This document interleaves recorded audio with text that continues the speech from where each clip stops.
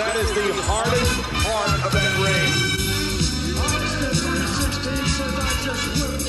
For the hardest part of the ring. Hello, everybody, and welcome to the hardest part of the ring. Hello and welcome to episode number 7 of Hardest Part of the Ring, the podcast where 4 friends get together to discuss the wonder of professional wrestling. My name is Adam and I'm joined as always by Sam. Hello. By John. Kane! And by Brett. Hello. Hello. Paul Bearer? Yeah, that was my best Paul Good. Bearer. Amazing. Decent.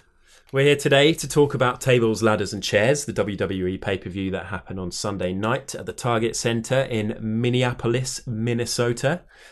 But before we get on to that, just want to say a quick thank you to everybody who downloaded episode 6. This was our first ever top 5 episode where we talked about our top 5 ring gear or wrestler outfits, basically. I hope you enjoyed that. I hope you agreed with some of our top 5. We also had quite an interesting moment during that podcast, Brett. I'm sure you remember. The online community are referring to it as Babygate.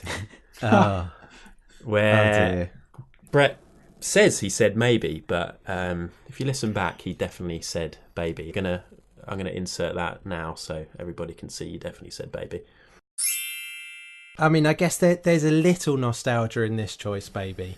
Baby, baby, baby, baby. There's a little nostalgia, but I not thought a you said lot. baby then. Yeah, I thought you did. Coming on a bit strong.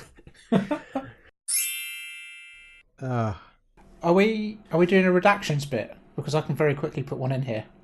How about you Okay. confusing 'Cause- 2 footballers? Yeah, so Jermaine Defoe does not have a collection of sneakers. It's Darren Bent. I'm really sorry to both of those footballers. Back to the show. Jermaine Defoe probably does have a collection. It's just not yeah. something Yeah, he shouts about. Yeah, anyway. Okay, cool. Let's get straight into it. Tables, Ladders and Chairs 2017. Oh, man, shoulder first on the apron. A scrub is a guy who thinks he's fine. He's also known as a buster. Something we learned back in the late 90s from R&B group TLC. Today, however, we are focusing on a different kind of TLC. Tables, Ladders and Chairs. He went there. That was Went laboured, there. Adam. It was a bit. On the face. Look at the look on your face. You're so pleased with yourself, aren't you? Yeah. Oh dear. At least we'll forget Babygate now. I actually love that song. I'd call it a guilty pleasure, but yeah. So, Tables, Ladders and Chairs. The pay-per-view was, of course, heavily affected by a virus thought to be the mumps spreading through the dressing room. So there were a few card changes literally just a day before the event itself. It's really weird that doesn't happen more often. Yeah. I can't really think of any examples where that has happened in the past. But yeah, just strange. Yeah, it is. The first thing I wanted to address was actually regarding the pay-per-view theme. It's called Tables, Ladders and Chairs. Why was there only one match featuring those things? It's weird, Especially isn't it? as the crowd chanted, "We want tables" through every match. Yeah, I mean, I had a quick look back just to check if I wasn't going mad, and I mean, the last few years. Last year there was a separate tables match, a separate ladders match, and a separate chairs match before the main TLC match. Year before the same, and then 2014 they had the same, but then they also had a steel stairs match. Oh. Yeah, they did. But who was in that one, God. Sam? It was Luke Harper. Eric I always say Rowan. Eric Rowan. Even sorry, I always say Luke Rowan. Whatever. One of the Wyatts versus the Big Show. It was an abomination. So I mean, it's weird. Why not just chuck in another chair match or a table match? Or... Chair matches are rubbish, though, aren't they? There's no chair match is bollocks. You can't have a chair match. Chair match is bollocks. Okay, that's probably what they had a meeting. I also decided that. found it confusing there being ladders in a match when they're not climbing up it to get a championship belt. Yeah. I mean, that's the thing. Like a tables match, there's a very definitive ending. Someone goes through a table. Ladder match, you have to climb up a ladder. Chairs match, come on. Nonsense. I'm angry. Fine. Sounds like you were happy. I mean, a lot of this pay-per-view did feel a little bit thrown together at the last minute. Oh, yes. It certainly did. A lot of this pay-per-view was very thrown together at the last minute. Yeah. Okay, let's talk about some matches. Pre-show, Sasha Banks versus Alicia Fox. Pre-show Jones, you going to review this? The only one who ever watches the pre-show, pretty much. I am. So I did watch this, and I have to say I am quite enjoying Alicia Fox's crazy shtick at the moment. Yeah. Can you say it like Noam Dar? Oh yeah, Alicia Fox. That's pretty good. Nice. Pretty good. No, you can't say it like Noam Dar. Harsh. But yeah, I actually found this match really entertaining. It wasn't like going to be the best sort of Charlotte versus Sasha Banks type match, but it had enough bits in it. It was funny. It was entertaining. Alicia Fox hit 2 Northern Lights in a row. Unexpected. Actually, in that match, she's got quite a few moves in her locker. But yeah, Sasha Banks won, obviously, with the backstabber into bank statement, as she does. I love what they're doing with Alicia Fox at the moment. It's really funny. Her promos are great. Sort of, she's just crazed, isn't she? And did you see, Sam, have you seen Raw, Sam, John? I think I've read some of the spoilers. I haven't watched it. Yeah, so Alicia Fox won a triple threat match with Bayley and Sasha Banks to become the team captain for the ladies team for Raw. I didn't get that far, so I didn't see she'd won it. Yeah, so I saw they were having it. But they're chucking her into the limelight, and I think that's cool. It's good. I mean, they say chucking her into the limelight. That could be like throwing her to the slaughter, similar to how Emma won a match to be the first victim of Asuka competition, which was strange. Yeah. Speaking of which, should we just go straight onto that match? So the first match of the pay-per-view proper was the debut of Asuka versus Emma. Did you guys think that the fact that this match wasn't a walkover sort of undermined the hype surrounding Asuka? They've done a really good job of building her up over the last few weeks, talking a lot about her unbeaten streak, and then she didn't really bulldoze Emma like I thought she might. I think it makes sense with this because obviously the women's roster is quite small. You don't want to completely destroy Emma just to put Asuka over. You kind of need to keep her strong. They've built Emma up quite a bit recently as well, and I think she's been doing well. She's been showing well in matches, so it makes sense for her to not get squashed, because otherwise that would just send them right back to the drawing board with her. I've said this before. I really think Asuka should have lost her first match. I think that would have made such a much more interesting story. I was so stressed during this whole match, just in case that happened. Yeah. Like, that would have given us so much more to talk about. It wouldn't though. She'd just be buried. It would have been awful. No, I'm not saying like she should be buried and like just be another part of the scenery. I'm saying that her losing should be the story. Like, kind of, you come to WWE undefeated, and it's a little bit like the way they did it and the way they do treat a lot of these debuts, like everyone who gets to beat up on Dolph Ziggler, it's a foregone conclusion. And it's a little bit like, if there's one thing that's bad about wrestling, like, it's when things are predictable. You don't want to know what the result will be. And this match, we knew what the result would be, regardless of whether it was an amazing match or a rubbish match. It's a predictable one. And if they had her come in with all this hype, all this build-up, and then through a swerve and we're just like, Asuka loses to Emma, what does that do for Emma, who's been doing well? What does that do for Asuka? Like, you don't have to have Asuka lose every single match going forwards. It's just... It's pretty awful for Asuka, in my opinion. But, like, that builds up a story around her. You know, she's this now... She comes in undefeated. She loses her first match, and it's then just like, kind of, where does she go from there? She goes on like a... Can you imagine the uproar if that had happened? Yeah, absolutely. And I think that kind of uproar is good. I think... Oh, do you remember the reaction when Brock Lesnar beat The Undertaker? Yeah. Like, a lot of people were like, well, is this a good idea? Is this a bad idea? But it was a reaction. And I think in the long run, that's paid off. Yeah, but most of the people in that arena wouldn't know necessarily who Asuka was. I'm not sure that's true, though. I mean, like, you have these people coming up to the main roster, and I don't think it is the same anymore. I don't think it's like this is an unknown, because most of the people who are going to TLC, I'm assuming, are aware of NXT. I don't know, it's a lot of kids and part-time fans, I think. It seems, I don't know, but I think it would have made a more interesting story than Asuka rocks up and beats up Emma, because we all knew that was going to happen. Yeah. I don't know. I do like Emma, though. She's so easy to dislike, you know? I love Emma. I like her big boss man look. Yeah. Hey, talking about ring gear, just to call it back to last week's pod as well. Asuka, she didn't get mentioned last week, did she? Did she? No. No, I mentioned her briefly. Oh, did you? Yeah. I just really like the sort of mix Honourable mentions. of colours and patterns and materials and just a sort of random selection of things that she wears. It's cool. Bit of everything. I was going to say, Asuka's one of those people who looks at the wardrobe and just goes, yeah, all of it. Yeah. All of that. I'll cut it all up and stitch it all back together. Yeah. Looks good. It was a good match, though. I thought. Yeah. I enjoyed Yeah. it. Pretty brutal in enjoyed places. There's some nasty bumps and stuff. And Asuka is like, it made her look as good as she is, I thought. Asuka is great. She's so Yeah, good. yeah. Cool. I agree. A fairly good start to the pay-per-view. A decent start. So straight after that, we had a little promo with Miz and the Bar and Strowman and Kane. Cesaro has to take a gum shield out when doing a promo. Oh no, it was so funny when he had the gum shield. Right.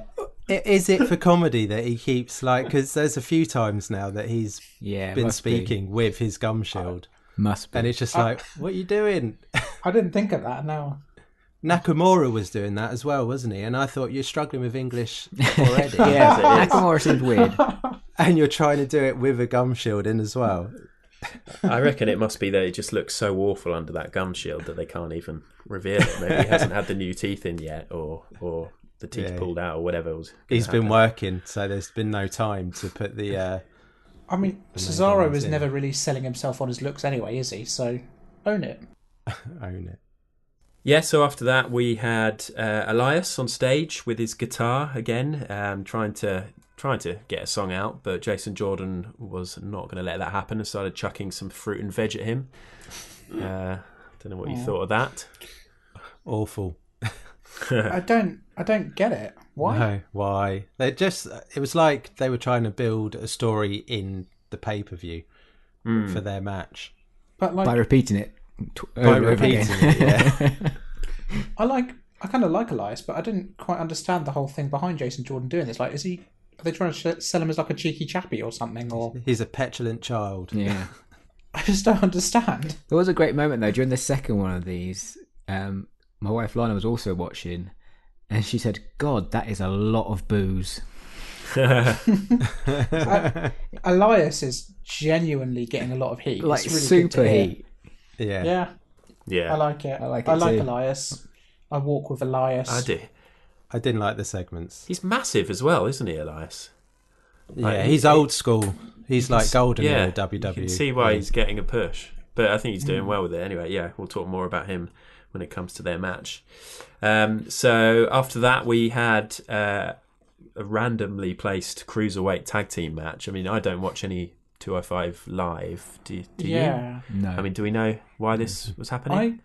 I wish I watched 205 live because I enjoyed this match. Yeah, I think this is the best match on the card. They showed some of the build up before, didn't they? But Yeah.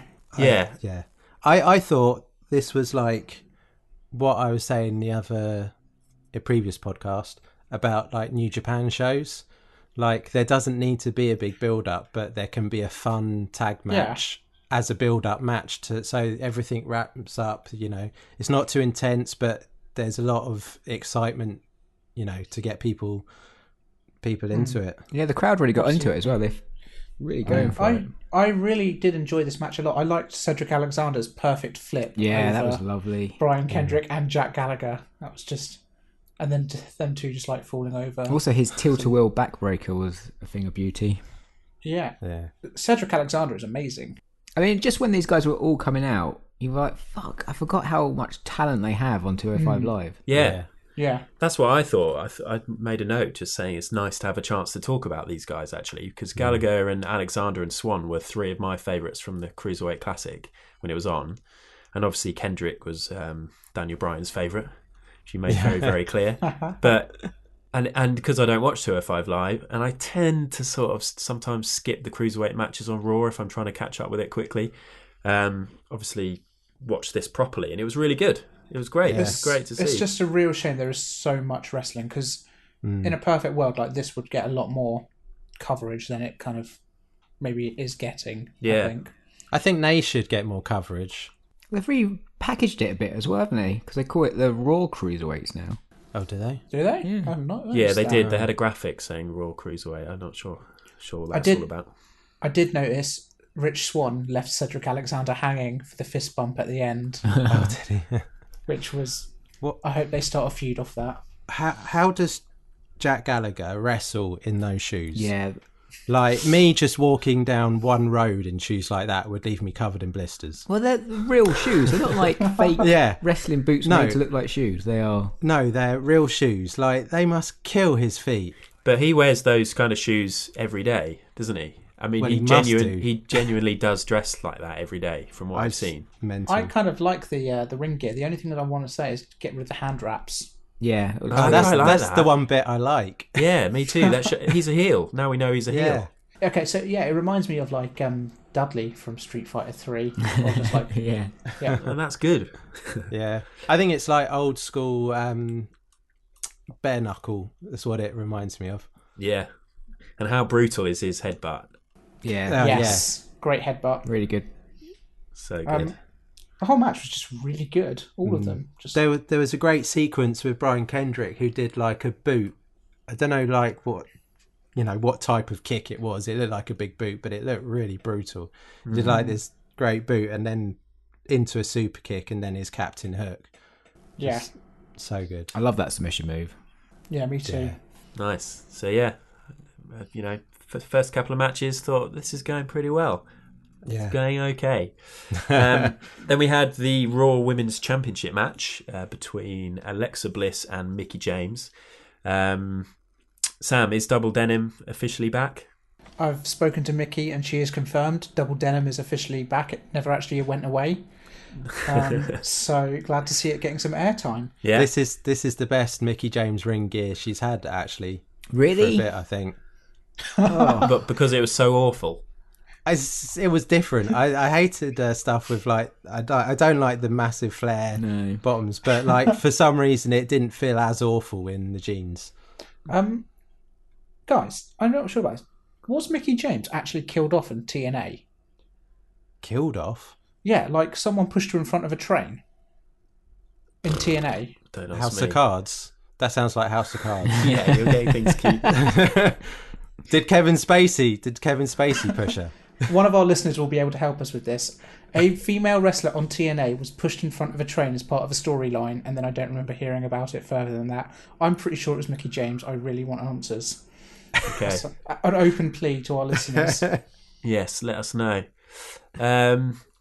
But yeah, this match, ignoring the Double Denim question, which we have answered, I enjoyed the build to this. I mean, I didn't.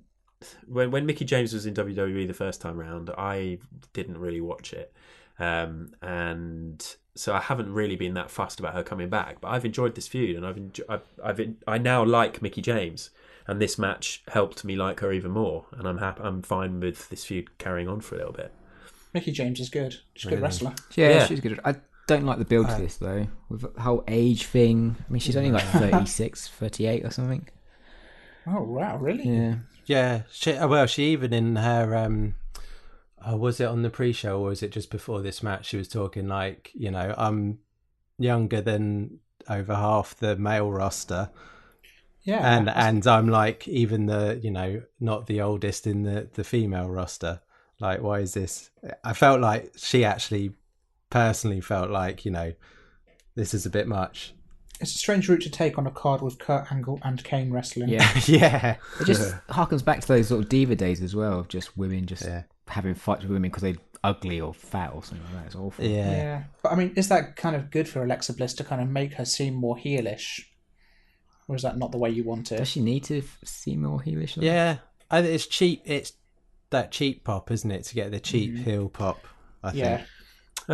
Yeah. Actually, I mean that makes sense. Your point, John. I guess it's because I didn't really know anything about her, and it kind of gave me a chance to see her doing more and getting involved more, and I realised that she's good on the mic and she's good in the ring. Yeah, she's great. And I thought it was a good match. I thought they did a really good job of telling a story in the ring, and that. Do you know when she's not good on the mic? When? Directly after a match when they do an in-ring interview. Yeah, that was awkward, I wasn't thought it? that was her like retirement speech. Was that her retirement? Yeah, that's what I thought as well. Yeah, but she was saying, I will have more matches and I will have Yeah. another title shot. I strange. didn't love this match, I have to say. I thought, I don't know, I lost interest. And I lost interest in this match, and I don't know if it was, and you can tell me I'm wrong, but because they have so many pay-per-views, and they do have like some title matches in the weekly, shows as well, it feels like the championship matches are a bit too often, so therefore they don't have any prestige to them. Yeah. Like, it felt like this was, it was a championship match, but it really did not feel anything like it for me. And I wonder if that was the reason why, like, yes, there was some build up, but it just felt like it shouldn't have been for a belt. Yeah. Yeah. Do you agree? Yeah. That's the thing, Brett. You've got to say something a bit more controversial, like, shouldn't have been for the belt, and I wish they were both dead. I think we with the would have had something to pay-per-views, go though, on. they definitely feel like they need to have title matches, don't they? Yeah. Yeah. Another week, another podcast about asking wrestlers to die, Adam. Hey, I'm not asking them to die. We're all going to die, okay? This is all meaningless. So, after this match, we had a little VT with Kurt Angle being handed his Shield flak jacket. So that kind of highlights the absurdity of WWE, is they gave him a bulletproof vest in case he gets shot. He did have to walk through the crowd, Dicey. And then, after Kurt got the jacket, Elias made another appearance, tried to sing another song. Jason Jordan chucked some more broccoli at him. But more great heat, as we said. The crowd really, I think really getting he on handled it really Elias's well. back. Yeah, I think so. Yeah. Are we saying that they were booing Elias then and not the segment? Oh, I think so. Yeah, I think so. Yeah, I think they were booing Elias loads. Yeah. And then on Raw last night as well, it was the same. He was just getting a huge reaction. It was great. So we then had the Cruiserweight Championship match next. Enzo Amore versus Kalisto. And I was wondering if we'd be able to say anything positive. I just tried to think back to how great the Cruiserweight Classic was and how much we loved it. And obviously we did like that tag match earlier on the card. But it just seems so long ago. And obviously TJ Perkins won that, and we don't know if he's injured or something. He probably is injured. He hasn't been around for ages. But just a quick question, because I'd totally forgotten this. So this is a podcast point up for grabs, guys. Who did TJ Perkins beat in the final of the Cruiserweight Classic? Grand Metalik. Yeah. Oh. There you go. Okay. I thought that was going to be harder. My mind had gone blank. I totally forgot that. Okay, that point's no longer up for grabs. Whoa, what? You can't Oh, take that what? away. Can we you not all just say it take at the one same away time? from Brett? Me and John said it. Yeah. Okay. Just subtract a point from Brett and we're good. Okay. Right. I'm going to take away 10 points from Brett. Brett, I think you're on about -8 points now. Harsh. Hard luck. Nicely done, John. Good tag Yeah, team. good work. We are Can the bar. someone say something positive about this match? Enzo Amore is the third best dressed man in wrestling. Yeah. I think- Ever, apparently. I know. Nigel I've got some McGuinness put it regrets. right during this when he said it wasn't pretty. Yeah, it was a bit rough. So is Nigel McGuinness a full-time commentator on 205 Live now? No one knows because no one watches it. Schrodinger's McInnes. What did you think about? Oh, that really got me. What do you think about Amore's new field goal and baseball pitch moves? Awful. Awful. Kashida's. I like the baseball pitch. Yeah. Oh, I mean, no. The Superman punch is better than a baseball pitch punch. Oh, Oh I no, don't the know. Superman punch is not better than anything. It's better than this. yeah. Actually, No. I'd agree with Adam with this. I think it's got to be. It has to be better than this. But I'm not sure. I'm giving it kudos because I've seen Kushida on Twitter saying, "Hang on, you've stolen my move." Oh, really? Yeah. I've seen Taguchi use that same baseball punch, kind of the wind-up pitch. Yeah. I don't understand why Enzo's finisher is the Giordonzo when he has that DDT off the second rope, which is pretty good. Yeah. I quite like the Jordonzo. Yeah. It looked good in the slow-mo, that bit. Yeah, I do quite like it. And it obviously goes along with his sneaker obsession that we talk about extensively in episode 6. But, I mean, God, this was a sluggish match, wasn't it? And awkward. There was so many awkward moments. Yeah. I forgot how small Kalisto was as well. He's tiny, isn't he? He really is. Made Enzo look massive. Yeah, there was no doubt that Enzo was going to win it back, was there? No doubt at all. I mean, to be fair, it's been a good move for him to go to cruiserweights. Yeah. It's made it relevant. Yeah, it has. It's made it interesting. It's made Neville leave, Yeah. Yes. which is not good. Can't wait to see him at the Bullet Club. Hope so. But now we're just going to have more of the same. Good promos, bad matches. Although he's lost his voice, hasn't he? He's got some weird problem. On Raw last night, he didn't talk at all. Oh, I thought that might be Really? some sort of kayfabe thing. Yeah. Could well be.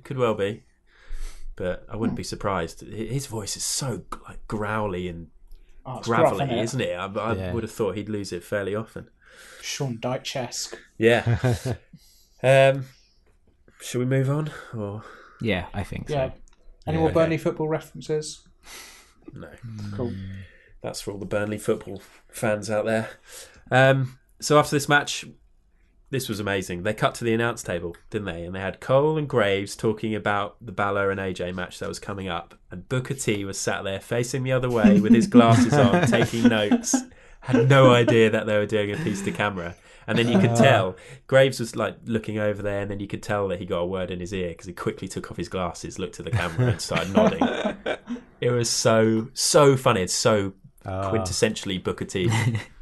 I felt like they were Corey Graves and Cole were ganging up on poor Booker T a bit in that pay-per-view because like they have, they're there to have like the differing opinions and to like big up the heel and stuff, but like when Booker was doing that, even when he wasn't saying something ridiculous, like they were like making out like he was just ridiculous. Yeah. And it was like, it wasn't even like just a contrasting opinion. It's like, what? Why? Yeah. Yeah, but most of the time I do feel that way when Booker T commentates. I do think like, what are you on about, you lunatic? Yeah. I don't understand why they don't try and get someone like Jericho to do that. Yeah. Oh, he's too busy. He's busy touring. But Booker T he's really bad. Really bad. At commentary. Do you think he's so bad that he's good now? And the fact that they've sort of jumped on No. it, like it's really funny. I think. Maybe. There was a point where Cole asked if he'd fallen over because he didn't know where he was. Yeah. But that's good because like Corey Graves is so good at getting in there with the jabs and cutting comments. I enjoy it. I mean, I'm sure they're going to ditch him again. Well, you thought that ages ago because I thought he was only there to cover for someone else. Who was it? Oh, who's the guy who? David Ortunga. Oh, Tonga. He's an improvement on Otunga, right? I don't know. I don't know. Bad is better than average. Yeah, I'd agree with you there, Adam. Booker T is like that guy you've kind of wheeled out from the mental home to kind of just drop comments. He's Jerry the King Lawler, effectively, at the end. Yeah. I just zone him out. I don't even hear him anymore. Less comments about the women, yeah. Well, yeah, slightly. Less comments about wrestling. I think it was. Anyway, so their job at that time was to big up the Balor AJ match, and Graves and Cole managed to do that. Booker did some nodding at the end when he realised what was happening. And then here it was. Many have referred to it as a dream match, a match that wasn't supposed to be happening. We were all desperate to see how Sister Abigail was going to present herself. But unfortunately, she's got the mumps as well. So AJ Styles versus Finn Balor.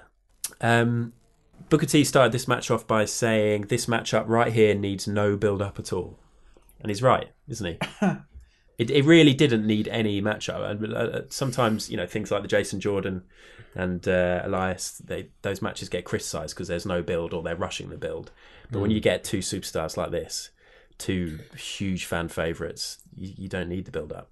So, I mean, kind of going back to when we were discussing earlier about how informed wrestling fans actually are when they go to there. I mean, you had the fans literally chanting "Too Sweet" the whole time. Everyone knows the story is the Bullet Club here. Yeah, although Cole just referred to it as the Japanese faction, didn't he? Yeah. I made a note Although of that. I'm glad that he actually referenced it at all. I wasn't expecting. Yeah. I thought they wouldn't acknowledge it at all. Yeah. Did you notice they were doing Marty Scurll's whoop whoop in there as well?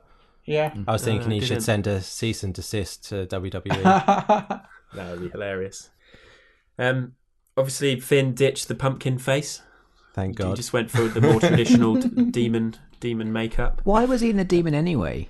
Like that was only for the Bray Wyatt feud. I don't understand why he was the demon for AJ Styles. Why is he ever the demon? Because it doesn't change anything. They hired the makeup artist, and then Bray Wyatt pulled out with the It mumps. just feels like such a waste. Yeah, Finn he'd packed his headdress and he was like, I just paid for another bag. Extra luggage for this. I'm wearing it. Yeah. What do you think? Yeah, it was a good match though. Yeah. Can I just say the crowd's "This is awesome" chants were a bit premature. Yeah, I feel this suffered a bit like with the AJ Kevin Owens matches. Like they were good matches, but you kind of thought they were going to be like match of the year contenders. I feel this suffered a little bit from that as well. Well, they had some weird spots in those matches, didn't they? Some weird finishes. Yeah. Whereas this was a really good match. Yeah, no, I know. Not just good. I thought it really good. I thought it had great pace to it. They're just total pros, and I thought Balor looked better than he has in ages. Yeah, that Hurricanrana off the top rope by AJ was awesome. Yeah. I think any points I've got down are how awesome AJ Styles is. I think he's just so good. I think he looked a little. Obviously, he had a long flight and he just got in. He did look a little jaded, I thought, but maybe that's just me projecting my jadedness on him. Yeah, it's just that he's got like such a library of moves to pull from in a match that he gives you something different. Yeah, and I really do, and it's sort of getting more now. Find Finn Balor like boring. Oh, I love Balor. I know I'm like the only one, because I look online at like people talking about this match, and I was just like, I just found it very average, and for me it was Finn Balor's like part in it.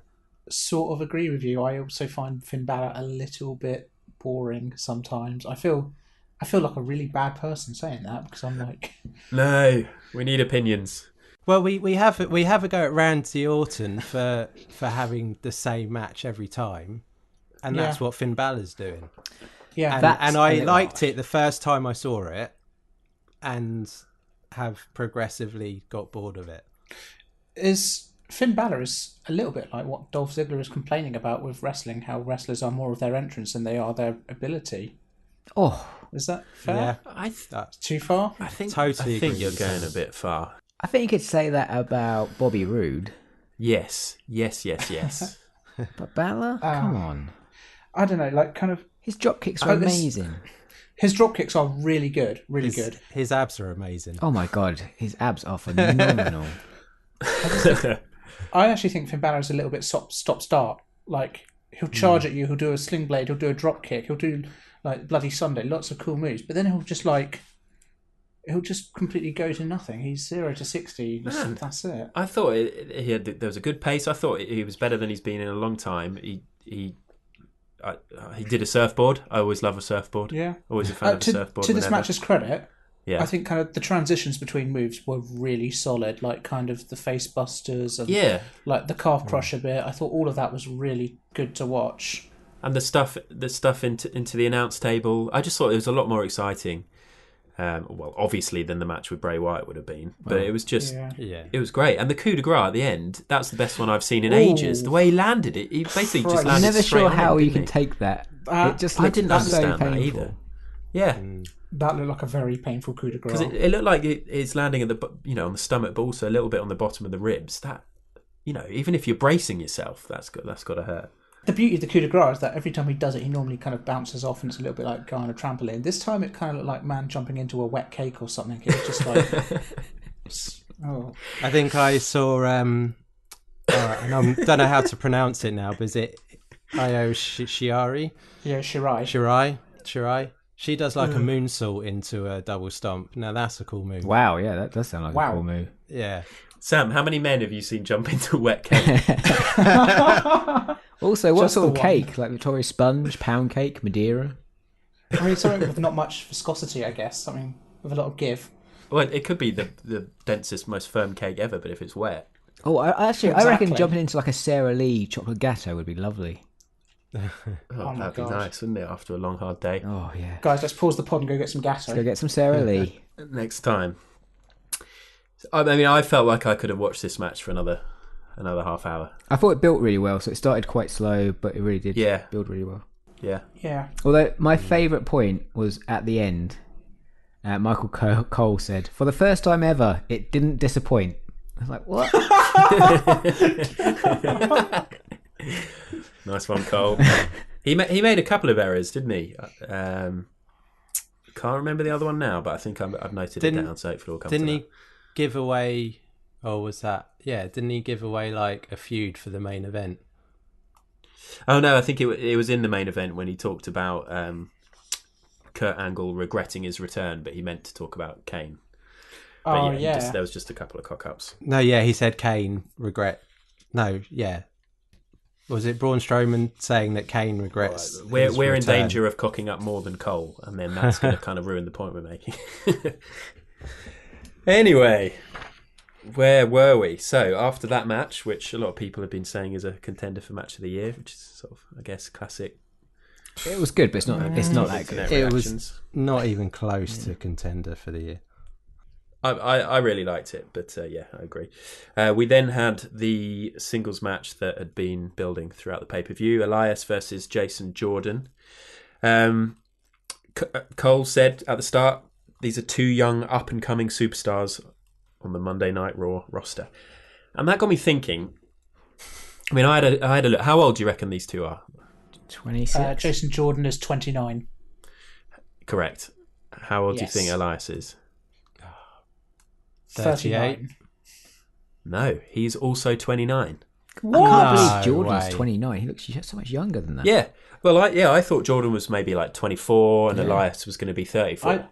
I feel bad because I did look up Jason Jordan's age directly after this to find out what kind of how old Kurt Angle was meant to be as his dad. No, they're the same age in real life, but apparently they're two young and up and coming superstars. And it made me think, obviously in things like football, you traditionally peak around 27, 28, something like that. When do you peak in wrestling? Mid to what's late young in 30s, I wrestling? reckon. Yeah, I'd 34? say late 30s, I would say. Because AJ's 40 is like a yardstick, isn't it? Yeah. Yeah. I guess so. So actually, I suppose that's right. 29 is Yeah. I young. mean, up I and think a coming. lot of people don't really start until they're nearly 30 or 30, do they, in wrestling? Are you guys serious? Because I am actually going to leave my room right now and go start wrestling. Yeah, people do. When you do read, a lot of people do start, much later I think- than you'd think yeah, they did. Diamond's- But they're usually quite fit before, What? and Oh. Yeah, because Diamond Dallas Page famously started wrestling very late in life, like not until he was like yeah, 30. he did. There was a wrestler about 15 years ago, the Boogeyman. Oh yeah, I think he 8 worms. started at like 40. Yeah. He was also mental, though, wasn't he? Yeah, I think Like, he actually literally genuinely mental. was a little bit He crazy. did eat worms. He literally ate worms. Yeah. So the good thing about this match, I thought, was that with Jason Jordan actually having a match, it meant that the rumor online of him potentially replacing Kurt in the main event wasn't going to happen, because there was a rumor that they've announced that Kurt's going to wrestle and then they'll go backstage and he will have been knocked out and Jordan will have to come in and replace him. So obviously having this match with Elias made me believe that wasn't going to happen. So that's a positive. I really think this match belonged on the NXT. I really do. Like, both of these guys are good, but I don't think they're It was the same level. It was a as their TV Raw match, wasn't it? It counterparts. felt like a Yeah. TV match. It was a poor to decent match, wasn't Yeah. it? It was okay, and then it had a botched finish. Yeah, didn't it? what was up with that finish? Was it a botched finish? I thought it was kind of cool. What, the roll up? They didn't mean that. Do you think they meant it? I'm not sure. It was a cool transition into the roll up. Yeah, but Jordan winning by a roll up doesn't make any sense. yeah. Yeah. Well, just the fact that the referee put his hand down for the 3 count when the shoulder was off the mat. Yeah. It was just blatantly wasn't right. It felt And it weird. was Booker T. It was Booker T of all of them that called it. Yeah, he knows his stuff. He was on the ball. He was like, that wasn't a pin. Yeah, but then because Elias got screwed, but then he didn't complain, so that's what makes me think that it wasn't I don't know. It was strange. I like wrestling not to be predictable. A botched finish isn't predictable. True. So after that match, we then had the main event. Finally, we got some tables and some ladders and some chairs involved. We had some tables and chairs involved. True. Dean Ambrose and Seth Rollins and what was meant to be Roman Reigns, but ended up being Kurt Angle versus The Miz, The Bar, Braun Strowman, and Kane. This is one of the most insane matches I think I've ever. It's so weird, isn't it? I was wondering if they're just going the whole hog and promoting 2K18, their new game, by just showing you the kind of random matches that you can create. Yeah, that's a really good shout, actually. Yeah, it's such a weird lineup when you read it. The thing is that this is a weird match when it's the actual Shield and not like Kurt Angle with part of the Shield. Yeah. Against, and just kind of changing that one wrestler makes it all the stranger. It is strange. Yeah. And really, it was all supposed to be about, obviously, the Shield reunion, but also the Kane comeback. Kane must have been quite pissed off with Angle's sort of stealing his thunder. Is Kane finished running for mayor? Has that I think the election's next year sometime. Oh, really? I was going to say, hopefully he lost because he's Republican, isn't he?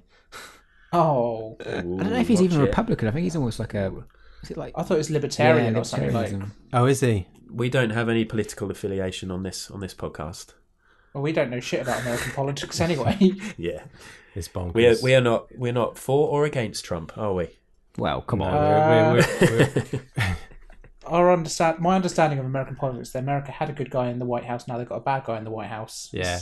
Which means that perhaps Americans understand it as much as we do. Yeah. Cool.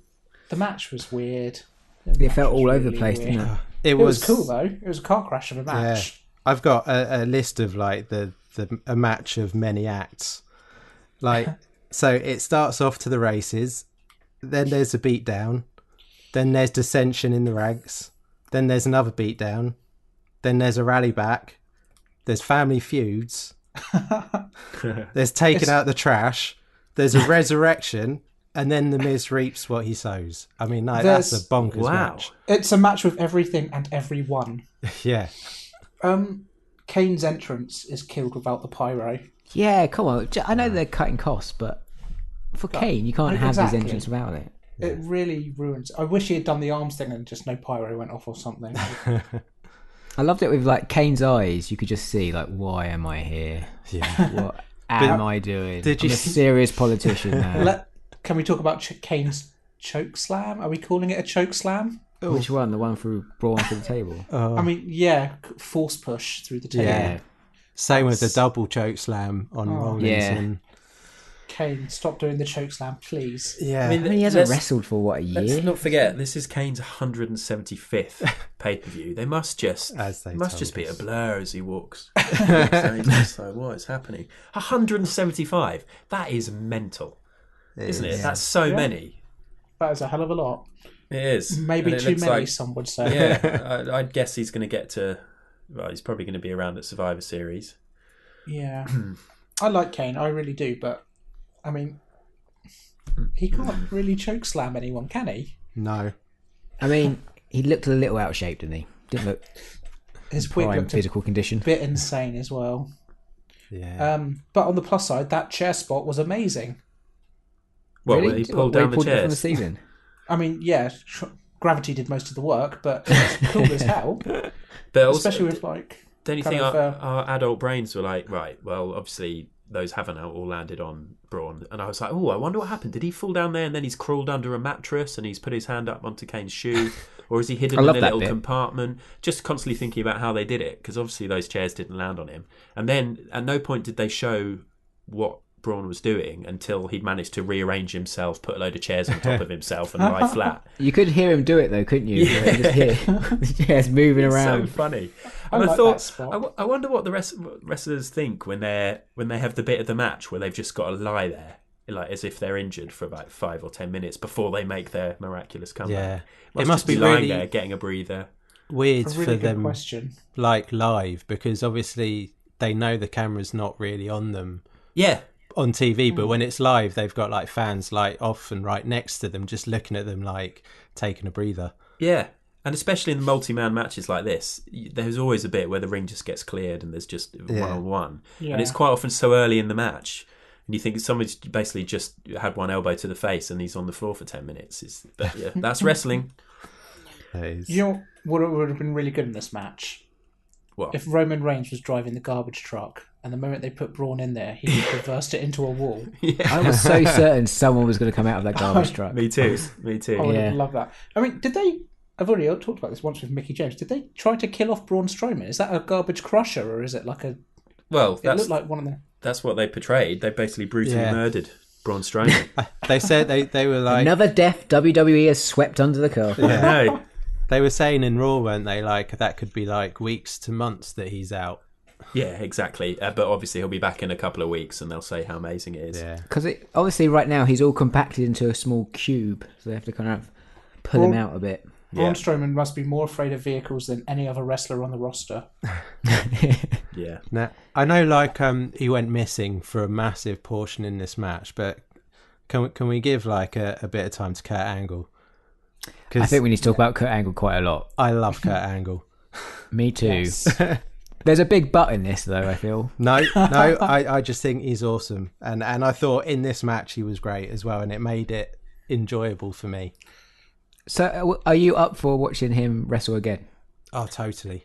Really? The thing is, right, like, WWE, like, you'd think, and obviously I know why they do it, but like, you'd think to them, like, he hasn't wrestled since he left WWE.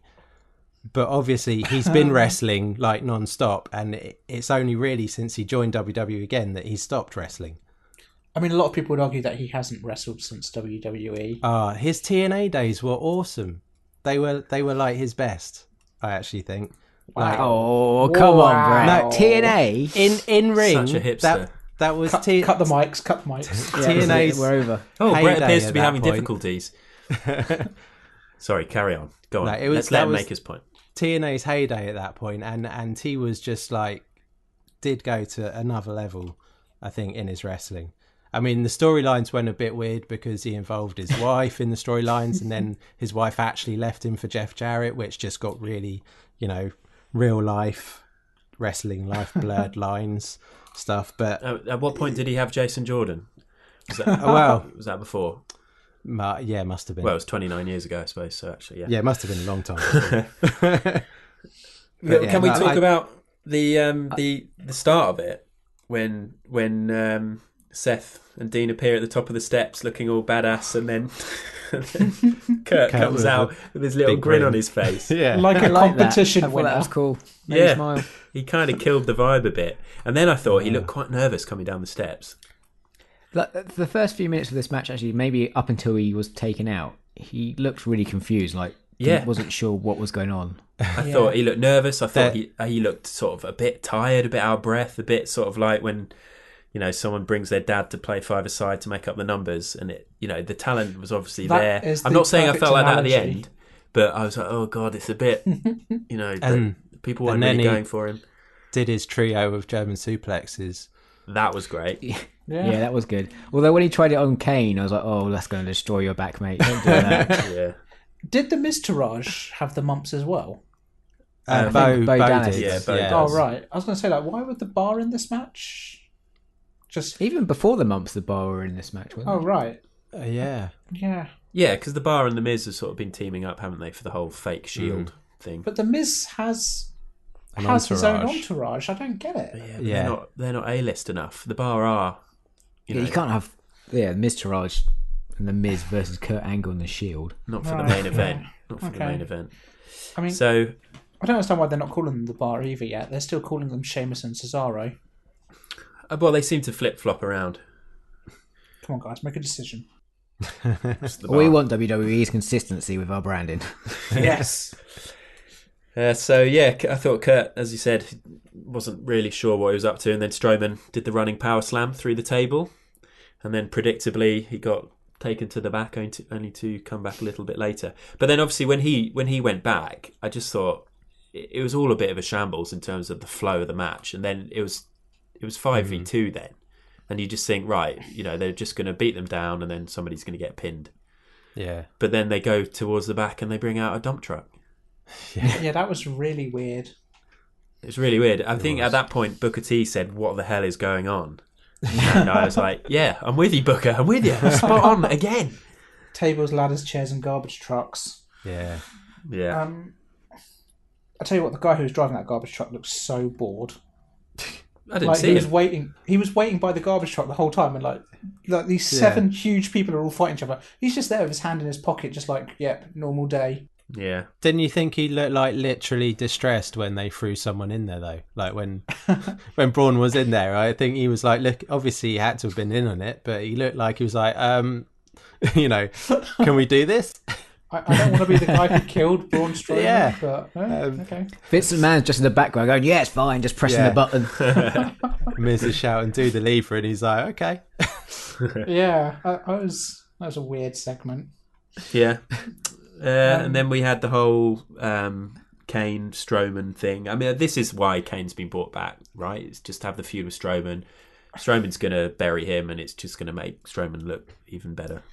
Yeah, I don't think anyone knows why they brought back Kane. It makes no sense. I'm not sure Kane knows why Kane was brought back. No. He did look confused by the whole thing. One final campaign push, maybe. For his, I suppose it's not going to hurt him votes. either way, is it? Like campaign-wise. No.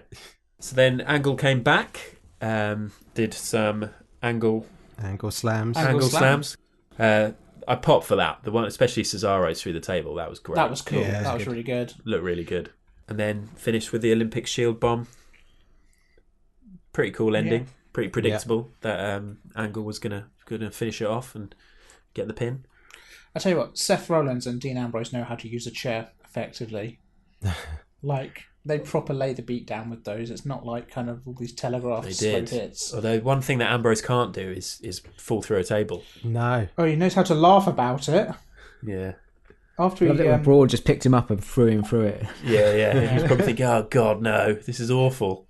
There's one point where you can pause it after he gets thrown into the table the first time. It doesn't break, and you can actually see Dean Ambrose look, realise what's happened, laugh, and then think, oh fuck, no, I'm meant to be going through this table. Yeah. They did a good job of rectifying that though. Yeah, they did recover well. They did. I tell you what, with this match, I think possibly a missed opportunity. Why wasn't there a Jordan running? Oh God. Yeah, I don't would know have hated that. I was expecting you a could always give run-in him some long rub. before Yeah. the Kurt Angle Yeah. one. I understand. Especially when that Angle's makes getting sense. beaten down, I think. You know? Yeah. It just feels like that whole angle, the angle with Angle and Jordan. Was missing a young Angle. Yeah. It's just, they've just thrown it to the side now. It doesn't really matter. Yeah. They The probably match got. was weird. I imagine they've got a long game planned for that though, and then obviously Kurt being in this match wasn't planned, so they're just leaving that to Oh, one they side. have not got any long game plan. What are you on about? Yeah. Just a really strange. I thought it worked, kind of. Yeah. I just found it thought it was a mess, entertaining. and there was Yes. no logic, and it was a Yes. shambles. But then, Yes. I mean, with Brett listing what happened, there were so many great moments, but It's it was bonkers just and it's just entertaining. weird. Yeah, I think your it was analogy really- of WWE 2K18 is perfect. I think that's basically it. It's just this is what you can do in the game. it's just an advert. Yeah, Yeah. and let's face it, that's the kind of stuff that people will be doing in the game. You like creating random dream matches with just strange wrestlers chucked together. So going back to Kurt Angle, we've got a couple of listener questions relating to him. Heel Nick Payne says, where does Angle go next? My thoughts are versus Shane. And obviously in Raw last night, they had the face-to-face. Now they're gearing up towards Survivor Series. That did cross my mind. I mean, they've both wrestled recently. It kind of makes sense, right? Oh, I don't want to see him wrestle again. I really don't. No, either of them. Or, With all due respect to No. these older wrestlers, just be the on-screen presence, be the managers. Don't keep getting involved in the matches. Don't keep wrestling because then it takes away from how special it is when you actually do wrestle. Especially with Angle, like he seriously is one of the all-time greats.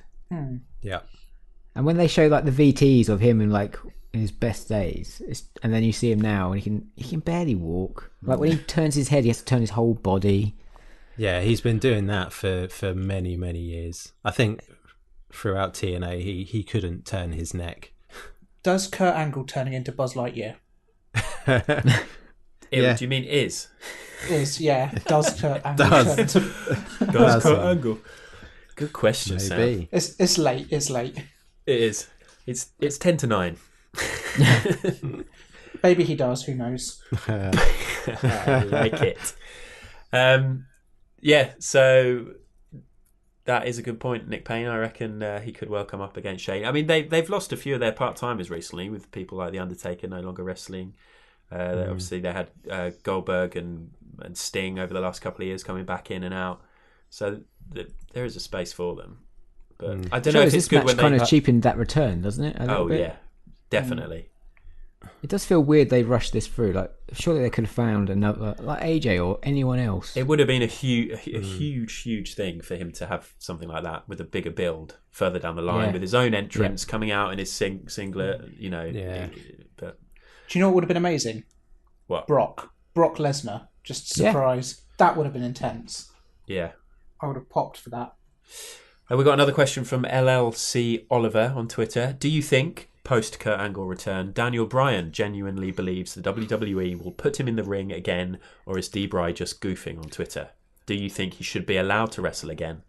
And then he says, I know you aren't doctors. Love the show. I don't think Ring he of should. Honor. I think Ring of Honor will put him back in the ring. No, I think WWE will, because there's so much money in it. I don't know why he can't. I know it's injury, but I don't know what sort of injury that stops him. Concussions, Concussions, isn't it? Multiple concussions. Maybe if they just put a crash helmet on him, you're right. Yeah, if he gets a little Peter Check hat. And you said we weren't doctors. Like, what was the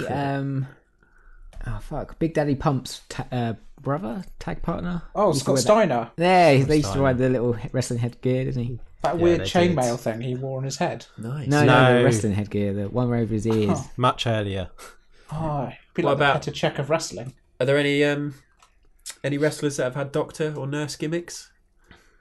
Dr. Kane. Isaac Yankem. Yeah. There you go. Bring them back. Get them in the ring with Daniel Bryan. Any emergencies covered. It's hard with Bryan, though, isn't it? 'Cause obviously, we all want to see him wrestle again, but he's got a kid. Yeah, don't go down the more concussions route. Yeah, if there's even a chance, it's not worth it. Okay, Daniel, between you and me, go to Ring of Honor. Go to Ring of... Do not listen to these idiots. Go to Ring of Honor.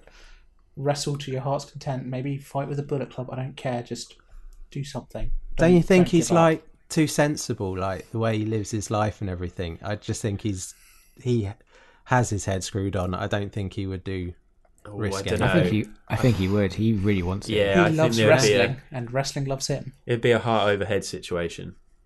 Literally. Are you saying you would not want to see Okada versus Daniel Bryan? Oh God, I wouldn't want to see that. Then he'd definitely he'd definitely die. Okay, just me. Yeah. More death. Let's end on more death. More death, the hardest part of the Ring podcast. Yeah, so that is tables, ladders and chairs. So are we basically saying the same as we've said for every single review we've done on this podcast so far, that it was average to good? Average. This was below average. Below average. I really enjoyed this pay-per-view. Oh, really? And I'll be honest, before it started, I was like, I'm ready to hate it, because WWE, there's a few alarm bells going off. Like, people are walking out, not very happy. People aren't going to the shows. Yeah. This card was obviously very hurriedly put together. I think the illness probably did it a lot of favours. Yeah, definitely. But I really, really enjoyed it. Oh, okay. I found a lot of it entertaining. I would like what it's there for. Vince to have no more input on creative now, though.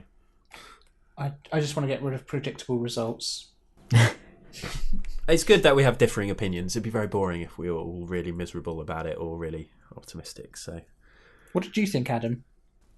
I thought, I enjoyed the first three matches. As in, I thought they were decent matches. I thought AJ versus Balor was a really great match. And then I was really excited about the main event, and unfortunately I just spent most of it thinking this is a complete shambles and a complete mess. Fair. But then in hindsight and reading about it, I sort of realised how many great spots there were. So there's lots of memorable things that happened, and that's all I can ask, really. It's all about the WWE moments. Yeah. Definitely better than the stairs match 3 years ago. Yeah. Yeah. Or the Corbin Kalisto match, I think, which is a chairs God. match. Oh, God. Was that last year, maybe? Oh, that was awful. Yeah, that was. I think that was last year. Brett, you look like you got something to say about Baron Corbin and how much you love him. No. Definitely warm in there too, aren't you, Brett? I can see you. No. You're kind of smiling. Yeah, you're wearing a Wolf t-shirt as well. What's all that about? Blasphemy. Why does it say end of days on the back of your wall? No, he is very boring. Can't stand him. Cool. Well, you're going to see a lot more of him at Survivor Series. Cause, No. He's having his match up against The Miz title. Is he? Yeah. Yes. They announced all the title holders are going to be wrestling against each other. The Miz Last will be night on great. Raw, so. In non-title matches or in title matches? Non-title. Just Raw against SmackDown, basically. What you guys won't have seen then, if you didn't watch Raw or watch till the end of Raw, was the hashtag Under Siege, which is a big deal on WWE.com at the moment, where Kurt Angle came out to announce the 5 people who were going to be in the men's team, and then all of a sudden Steven Seagal turned up. Shane O'Mac turned up in the crowd with loads of the SmackDown superstars, men and women. They came in, surrounded Kurt Angle in the crowd. Kurt Angle went to walk off up the ramp. Shane O'Mac said, right, go and get him. And then they showed all of the SmackDown stars going out the back. And then there's a tirade. Any wrestler that they saw Titus and Apollo Crews, and they just beat the shit out of them. What, like faces and heels of SmackDown? Yeah, exactly. It's classic. What? We had this problem before, didn't we, with Survivor Yeah. Series? It's all been forgotten. Faces and heels, they were just all together. Even people have been feuding for weeks on SmackDown. They're all together. Anyone they saw, they were just smacking around. Weird. I don't mind that. It's like an Avengers comic. Yeah, I mean, it kind of makes sense. It is Survivor Series. It kind of makes sense for them to do it, but obviously all the storylines sort of go out the window, and it's going to be really weird now to see how they're going to build to that. Even though they've got their separate shows and the feuds are happening, they've also got to build towards Survivor Series. So, yeah. So obviously they had the New Day were part of this. The SmackDown team, and I saw on Twitter a New Day video of them driving to the event, and they were listening to ODB, "Baby I Like It Raw." Oh, nice. And they were singing, "Oh Baby I Don't Like Raw." It was just really funny them doing that video, and then I got up from watching that video, and my wife was working from home today, and I walked into the spare bedroom where she was working and singing, "Oh Baby I Like It Raw." She just looked at me, pressed something on her computer, went, "I'm on a conference call." So that's all the New feud of Day's Adam for. versus his wife. Yeah, so yeah, big feud. That's on the pre-show. Dare you? Would be headlining. Okay, Tables, Ladders and Chairs 2017 officially reviewed. Done. Absolutely all of that. Do I need to mention that's the hardest part of the ring? So, next podcast. Obviously, as we've mentioned, Survivor Series is in a month, which means we get a whole month off from pay-per-views. So we are going to fill that with another podcast. Probably in a couple of weeks, we will do another top 5. We really enjoyed our top 5 ring gear, so we're going to do another one. At the moment, we've got a few ideas, and we're thinking that we might select a couple of them and then do a poll on Twitter and get you guys to vote for the one that we do. So keep an eye out for that. All that we need to do now is for Sam to do his job.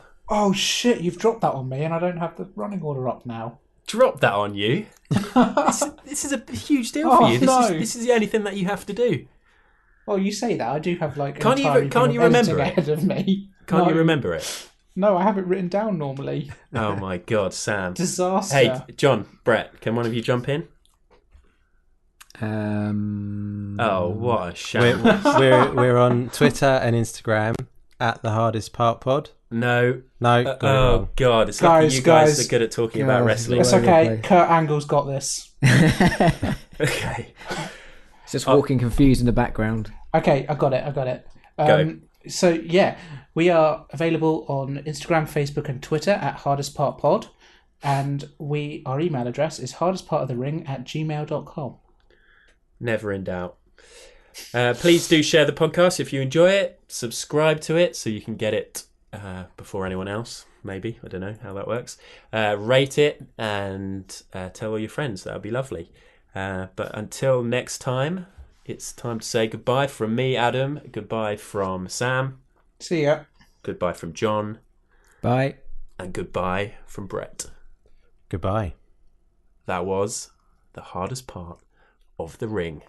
That is the hardest part of that ring.